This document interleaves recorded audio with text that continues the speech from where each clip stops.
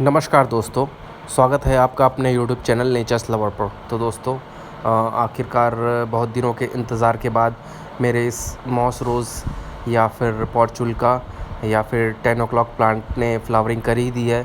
हालांकि अभी इसमें सिर्फ एक ही फ्लावर निकल के आया है मेरे इस सीज़न का, जो कि देखने में काफ़ी बड़ा और खूबसूरत लग रहा है। और ये देखिए, जो मेरा पॉट है काफ़ी भर चुका है इनकी डालियों से, जो कि देखने में काफ़ी सुंदर सा प्रतीत हो रहा है। देखिए सिर्फ सिंगल फूल खिला है अभी, और ये बिल्कुल मल्टी पेटल फूल है हाइब्रिड की तरह।